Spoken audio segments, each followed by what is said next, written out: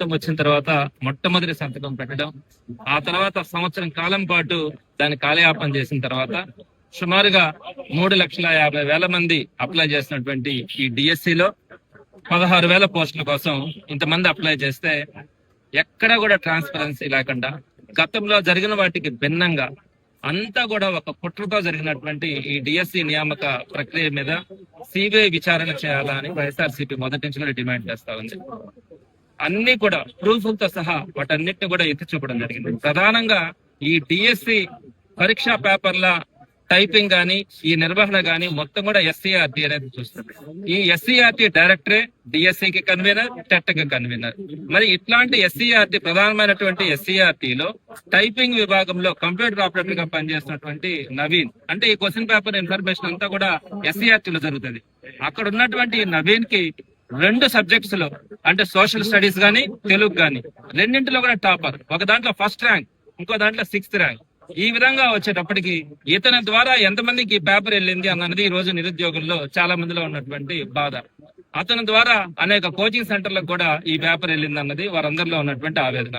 మరి అలాంటి పరిస్థితుల్లో ఆ పిల్లాడిని, ఆ ఫస్ట్ ర్యాంక్ 6th ర్యాంక్ తెచ్చుకున్నటువంటి పిల్లాడిని మీరు పక్కన పెట్టి డిఎస్సిని కంప్లీట్ చేయాలని ముందుకెళ్లారు.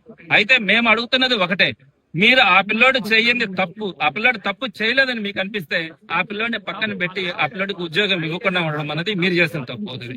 ఒకవేళ ఆ పిల్లోడు కనుక తప్పు చేసినట్టుగా కనుక మీరు భావించి మీరు పక్కన పెట్టినట్టుగా కనుక మీరు భావించే పని అయితే అది ఆ ఒక్కరితోనే సరిపోదు, అక్కడ విచారణ అన్నది జరగాల. ఏ విధంగా ఆ పిల్లోడికి ఆ పేపర్లు వచ్చాయి, ఆ పిల్లోడి ద్వారా ఎంతమందికి ఆ పేపర్లు సర్క్యులేట్ అయినాయి, ఈ విషయాలన్నీ కూడా విచారణ చేయాల్సినటువంటి అవసరం కూడా ఉంటుంది. ఆ విచారణ ఏమీ లేకుండా ఆ నవీన్ అనే పిల్లోడిని ఒక్కనే పక్కన పెట్టి మేము ప్రాసెస్ కంప్లీట్ చేస్తున్నామని చెప్పి మీరు చెప్తే ఇది తప్పు అని ఈ సందర్భంగా వైఎస్ఆర్సీపీ ఆ నిరుద్యోగుల పక్షాన్ని నిలబడి మాట్లాడడం కూడా జరిగింది. ఇదొక పార్ట్ అయితే, రెండో పార్ట్ స్పోర్ట్స్ కోటా. ఏదైతే మొన్న ప్రిన్సిపల్ సెక్రటరీ గారు చెప్పినటువంటిది 1:1 రేషియోలో మేము అందరినీ కూడా సర్టిఫికేట్స్ వెరిఫికేషన్ కోసం పిలిచినామంటున్నారు. సర్టిఫికేట్స్ వెరిఫికేషన్ కోసం పిలిచే ముందుగానే సెలక్షన్ లిస్ట్ వేయాలి. ఎప్పుడు కూడా చరిత్రలో ఇప్పుడు దాకా కూడా డిఎస్సి చరిత్రలో సెలక్షన్ లిస్ట్ లేకుండా సర్టిఫికేట్ వెరిఫికేషన్ అనేది జరగలే. మరి మీరు మెరిట్ లిస్ట్ సెలక్షన్ లిస్ట్ లేకుండానే మీరు సర్టిఫికేట్స్ వెరిఫికేషన్ కోసం పిలిచారు. సర్టిఫికేట్స్ 1:1 రేషియోలో పిలిచిన తర్వాత అందులో ఉండే చాలా మందికి సుమారుగా కొన్ని 100 మందికి ఉద్యోగాలు ఇవ్వకుండా వారందరినీ కూడా పక్కన పెట్టారు. 1:1 రేషియోలో మీరు సర్టిఫికేట్ వెరిఫికేషన్ కోసం పిలిస్తే ప్రతి ఒక్కరి దగ్గర కనుక సర్టిఫికేట్స్ మీకు అప్లోడ్ చేసినటువంటి సర్టిఫికేట్స్ కనుకుంటే తప్పకుండా కూడా వాళ్ళకి జాబ్ ఇవ్వాల్సినటువంటి పరిస్థితుల్లో మీరు 100 మందికి పక్కన పెట్టినటువంటి పరిస్థితి. వాళ్ళు వెళ్ళి అడిగితే స్పోర్ట్స్ కోటాలో ఈ ఉద్యోగాలన్నీ ఇచ్చేసామని చెప్పారు. స్పోర్ట్స్ కోటాలో ఎందుకు ఇచ్చినారు, ఏ విధంగా వీళ్ళు ఇచ్చినారంటే మొన్న చెప్పిన ప్రిన్సిపల్ సెక్రటరీ చెప్పినటువంటి సమాధానం ఏంటంటే హారిజాంటల్ రిజర్వేషన్ పద్ధతులు అంటారు. వర్టికల్ రిజర్వేషన్ కానీ హారిజాంటల్ వెరిఫికేషన్ కానీ అది కంప్లీట్ అయిన తర్వాతనే సెలక్షన్ లిస్ట్ వేసి మీరు కాల్ లెటర్స్ పంపించి సర్టిఫికేట్స్ వెరిఫికేషన్ చేసి ఉండాలి. అలా కాకుండా మీరు 1:1 రేషియోలో సర్టిఫికేట్స్ వెరిఫికేషన్ కోసం పిలిచి మేము వీళ్ళందరినీ కూడా పక్కన పెడతా ఉన్నామని చెప్పిన మాట అయితే ఇది పెద్ద కుట్రనే చెప్పాలా. అదే విధంగా స్పోర్ట్స్ కోటా కింద కనుక చెప్పాలంటే అక్కడ ఒక పెద్ద అవినీతి. మామూలుగా టీచర్ గా సెలెక్ట్ కావాలంటే ఆ టీచర్ బిఎడ్ గానీ డిఎడ్ గానీ చదివి ఉండాలా, టెట్ క్వాలిఫై అయి ఉండాలా, డిఎస్సిలో అర్హత సాధించి ఉద్యోగం తెచ్చుకోవాలా. ఇది ఉన్నటువంటి ప్రొసీజర్, భారతదేశ వ్యాప్తంగా ఉన్నటువంటి ప్రొసీజర్. అయితే 30 సంవత్సరాల క్రితం 40 సంవత్సరాల క్రితం కూడా టీచర్లు అయినటువంటి వాళ్ళు ఎవరైనా కనుక టెట్ కనుక క్వాలిఫై కాకుంటే ఇప్పుడున్నటువంటి రూల్ ప్రకారం ఇప్పుడైనా కూడా టెట్ క్వాలిఫై కాకపోతే వారికి ఉద్యోగాలు ఇంకొక సంవత్సరం లోపల ఉద్యోగాలు తీసేసే పరిస్థితి. అంత పకడ్బందీగా టెట్ అన్నది ఖచ్చితంగా టీచర్ కి ఒక నిర్ధారణ పరీక్ష అయితే మీరు టెట్ గాని డిఎస్సి గాని బిఎడ్ గాని డిఎడ్ గాని ఏమీ లేకుండా వారు కనుక ఒక సర్టిఫికేట్, అది కూడా స్టేట్ గవర్నమెంట్ అప్రూవ్ చేసినటువంటి ఒక సర్టిఫికేట్ కానీ తెచ్చుకుంటే వాడు ఆడుండకపోని వారందరినీ కూడా టీచర్లుగా మీరు అపాయింట్ చేసేటువంటి పరిస్థితి ఈ రోజు తీసుకొచ్చినారు. ఎక్కడా కూడా విద్యకి వైద్యానికి ఒక ప్రాధాన్యత అందుతుంటది. ఎవరినంటే వాళ్ళని అర్హత లేని వాళ్ళని డాక్టర్లుగా పంపించి ఆపరేషన్లు చేయించాం. అలానే అర్హత లేనటువంటి వాళ్ళని టీచర్లుగా చెప్పి ఆ టీచర్ చెప్పే పాఠాల వల్లనే ఏ పిల్లోడైనా కూడా డాక్టర్ అయినా అవుతాడు, ఇంజనీర్ అయినా అవుతాడు, ప్రొఫెసర్ అయినా అవుతాడు, సైంటిస్ట్ అయినా అవుతాడు. ఎవరైనా కూడా కావాల్సింది ఈ టీచర్ విద్యాబోధన చేసిన తర్వాతనే. అట్లాంటి టీచర్ కి ఎలాంటి అర్హత లేకుండా వాడేదో ఒక ఆట టగ్ ఆఫ్ వార్ లో కనుక ఆడితే వాడు మ్యాథమెటిక్స్ చెప్పుకోబో, లేదా ఇంకొకటి క్యారమ్స్ ఆడితే నువ్వు పోయి సైన్స్ చెప్పుకోబో.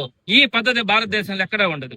ఇలాంటి కుట్ర జరిగింది కాబట్టి దీనికి సంబంధించి నారా చంద్రబాబు నాయుడు గారి బర్త్డే రోజు 2025 ఏప్రిల్ 20వ తేదీ ముందు రోజు రాత్రి అర్ధరాత్రి ఒక జీవోని తీసుకొని వచ్చి ఈ కుట్రలో భాగంగా వీరందరికీ కూడా ఎలిజిబిలిటీ ఇప్పించి ఒక్కొక్క పోస్ట్ ని 15 లక్షల రూపాయలకు అమ్ముకున్నట్టుగా మనకు ఆడియోల ఆధారాలు కూడా వచ్చినాయి. మరి వీటన్నిటి మీద కూడా ఇంకా అనేక రకమైనటువంటివి మీరు చెప్తున్నటువంటి హార్జాంటల్ రిజర్వేషన్ విధానం ప్రకారం కూడా ఎక్కడ కూడా ఈ ఆంధ్ర రాష్ట్రంలో జరిగినటువంటి సిస్టమ్ లో చాలా దగ్గరలో అన్యాయమైనటువంటి ఉన్నారు. ప్రధానంగా ఎస్సీ ఎస్టీలు అయితే ఆ కమ్యూనిటీ వాళ్ళు దీంట్లో చాలా నష్టపోయినటువంటి పరిస్థితి. సిబిఎస్ఈ కానీ ఉర్దూ సిలబస్ తీసుకున్న వాళ్ళు, మీడియంలో చదివిన వాళ్ళు అయితే తీవ్రంగా నష్టపోయినటువంటి పరిస్థితి ఉంది. మరి ఇలాంటి వాటన్నిటి మీద కూడా ఈ రోజు దగా పడ్డ డిఎస్సి నిరుద్యోగ అందరూ కూడా పడుతున్నట్టు ఆవేదనలో భాగంగానే వైఎస్ఆర్సీపీ పోరాటం కూడా చేస్తా ఉంది. తప్పకుండా దీని మీద ఒక సిబిఐ ఎంక్వైరీ చేయాలా, ఏదైతే తప్పులు జరుగున్నాయో వారందరికీ కూడా శిక్ష వేసే పరిస్థితి రావాలని చెప్పి ఈ సందర్భంగా వైఎస్ఆర్సీపీ డిమాండ్ చేస్తా ఉంది.